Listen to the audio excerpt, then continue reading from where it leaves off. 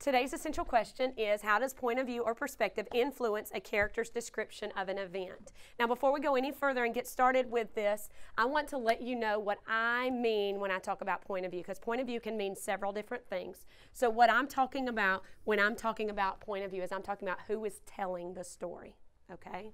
So as we go on with this lesson, I want you to realize that I'm talking about who is telling the story. So let's read that essential question again with that in mind. How does who is telling the story influence a character's description of an event?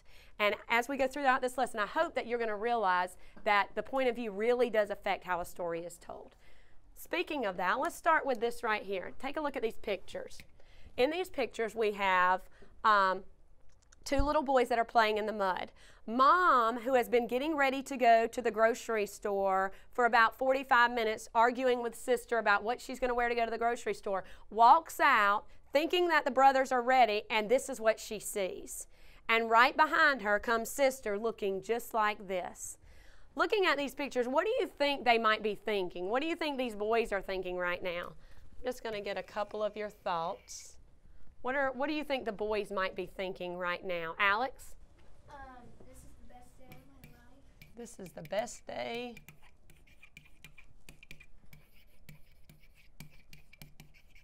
Okay, I'm only going to write Alex's because that's about what we have room for, but what are some other things you think the boys might be thinking? Will?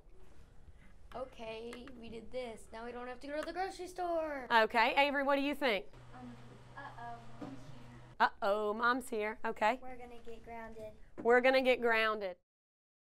At the beginning of the lesson, when the students see the pictures up on the board, throughout the unit we're focusing on bullying, and a lot of times they think that an event has one point of view. This is what happened, and that's how it happened. Well, in the 5th grade curriculum, they need to know that just because that's what happened, there's a lot of different views on why it happened, what were the effects, if it was a good thing that happened, if it was a bad thing that happened, and they need to be able to kind of navigate through that and be able to associate the different opinions and ideas to who they belong to. I've got a question for you. Why do you think this is all the same story? We've got two boys playing in the mud. They're all characters in the same story. Why are their thoughts so different? Why are all of their thoughts so different in this same, it's the same exact story. Why would they have different thoughts about this? Noah? Because they're different people and they have different thoughts. Okay, they're different people. They don't think the same. Nathan? They have a different perspective. They have a different perspective. Yes? They all have different points of view. Different points of view. What about this? Do each of them have different motivations? Yes. What do the boys want to do? They want to have fun, play in the mud. What does Mom want to do? Go to the grocery store. And what does sister want? She just doesn't want to go, right? Mom has had to fuss with her to get ready. So they all have 3 different motivations, so definitely they're going to have different thoughts and different points of view and different perspectives about what is happening here. So now we've kind of come across something that different people have different things that they think about. They have different motivations. They're different people, so they have different thoughts. So we're gonna dig a little bit deeper into this. It's something called point of view or perspective. And it goes right back to our central question, how does point of view influence a character's description of an event? When we read the book Wonder, you're going to notice that each section is told from a different point of view and a different perspective. And you know it. Even if the author did not put those labels at the top, you would know that it was a different person because the way they tell the story is totally different. So as we prepare to read that book, we're going to learn more about point of view. And we're going to do that by doing a close read of an informational video. And in this information, as we watch this informational video, you are going to be using your Cornell note sheet to take notes. I have provided you with some little clips from the video that you're going to use to help assist you in taking those notes. So on our first read, when we first watch this, usually when we're doing reading and we do a close read, we call it a close read, so I guess we could call this a close watch. So the first read, all you're worried about is organizing your clips and paying attention to any vocabulary words that we need to talk about after that first read, okay? In the point of view lesson, I used Cornell notes, and I also used close reading kind of to tie those in to show them that note taking isn't just about writing down the first thing you hear, that when you do take notes, you have to read deeply. You have to do that close read, and you have to read it through one time and make sure you understand what you're taking notes about. But for everyone else in the story, we can only guess what they're thinking based on what they do and say. This would be called the limited omniscient perspective. So now you should have your pictures organized into a way that you can start taking notes about them. And as I'm looking around, I notice that most people have theirs organized into 2 groups of 3. Is there anyone who saw a different way to organize these? Is there anyone? Okay. Everybody's good? Okay. I also noticed that some of you saw some important vocabulary words. Tell me some of those words that you think other people need to make sure they include in their notes as we go on and take notes. Will? First person. First person. Let's go ahead and name off the other ones. First person. Second person. Person. And third person. Let's talk about this for a second because I did something when I'm taking notes that I probably shouldn't have done. What should I have done instead of writing F-I-R-S-T first, S-E-C-O-N-D second, T-H-I-R-D third? What should I have done differently right there? Avery?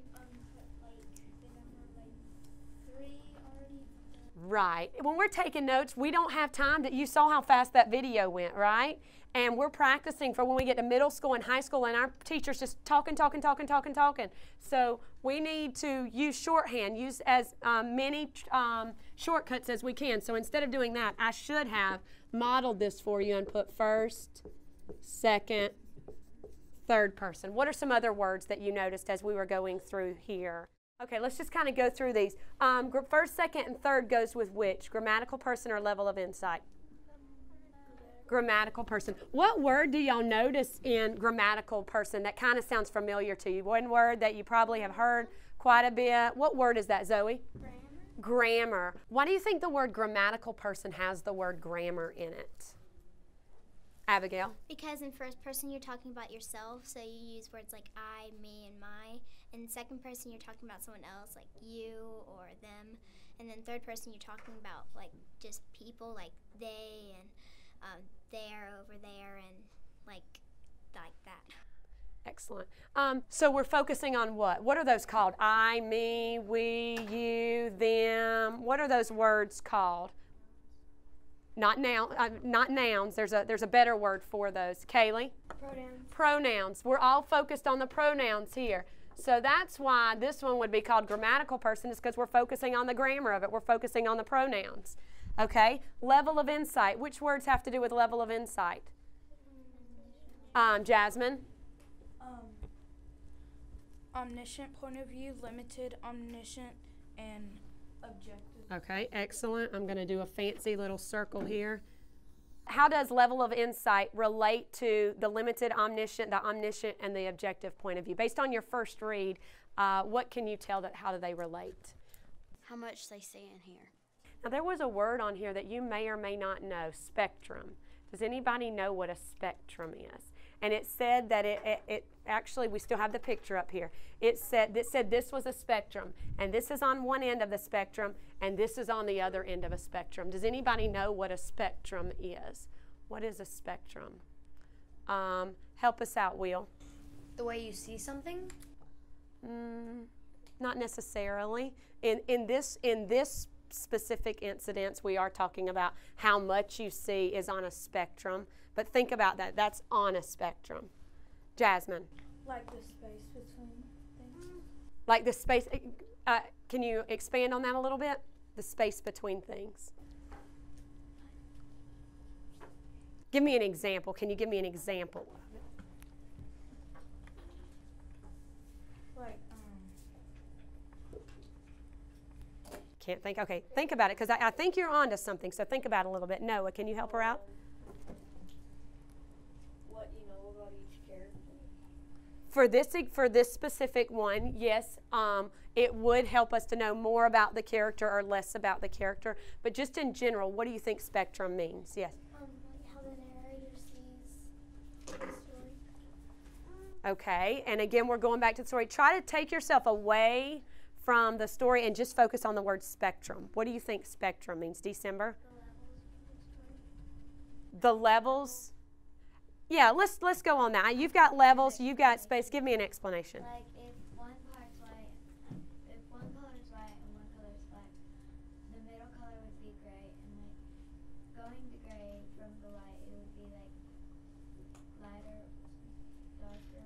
So you're kind of moving up the spectrum, yes. So you mentioned space. Spectrum is the difference between here and here. And as you go up the spectrum, it increases. And as you go down the spectrum, it decreases. So when you're talking about the level of insight, right here, we're like a camera. Like it can only see what you're doing. It can only hear what you're doing. But when we go all the way over here, thank goodness cameras can't do this. But when you go all the way over here, the narrator can see everything that every character's thinking and doing and saying and all of those things. So when we look at the spectrum, this is kind of like a volume key. We're taking the volume, this is all the way down, and then we're turning it up a little bit more till we get down here. So a spectrum can kind of be related to, I guess, a volume, if you're turning up the volume.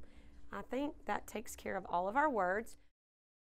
Throughout the lessons, I use questioning to try to help the students get to where, not necessarily where I know I want them to go, but just to kind of dig deeper and make them think a little bit more. There's always, in some lessons, there's always a direction that I may want them to go, and I'll ask a question to kind of help them get there. They might get close themselves, but by asking that question, I can get them closer. Or sometimes I can use questioning. If they give me a wrong answer, I can use that questioning to help them rethink their answer and kind of go back through it. Now that you've watched the video for the third time and you've done your third read, I want you to take about 1 minute and I want you to make sure your notes are exactly like you want your notes to be. Then after that 1 minute period, I'm going to give you about 5 minutes to clarify your notes with your neighbors. You're going to share what you have, they're going to share what they have so that you can fill in any holes that you might have in your notes. So take about 1 minute and clarify your notes.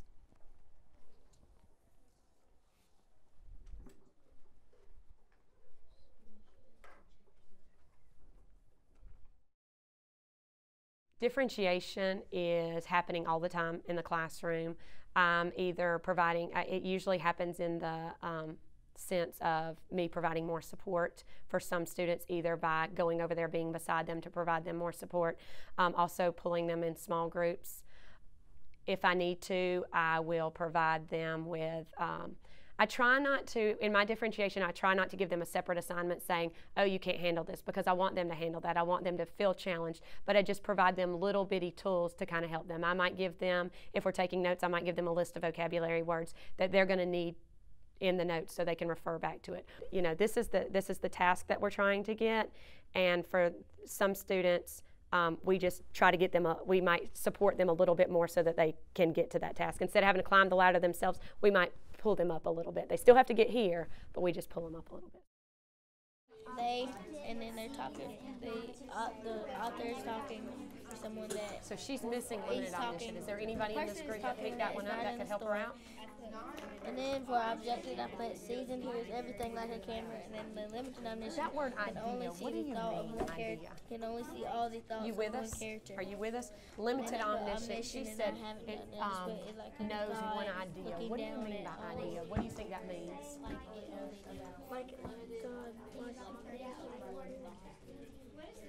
One thought, just in the whole story, it only knows one thought. Look at the picture. See if we can. Pictures kind. It actually limited omniscient. It's one person's ideas. It can know all of that person's ideas, but it's one person's. And let me use a different word to ideas. One person's thoughts. It can see in one person's head. It's kind of like if I were writing a story about this group, and the only person's head I could see inside of was Cole's. So now as we go further in this, and we're looking more at point of view in the book Wonder, I want you to pay attention to these points of view and how it affects how much you know as the reader.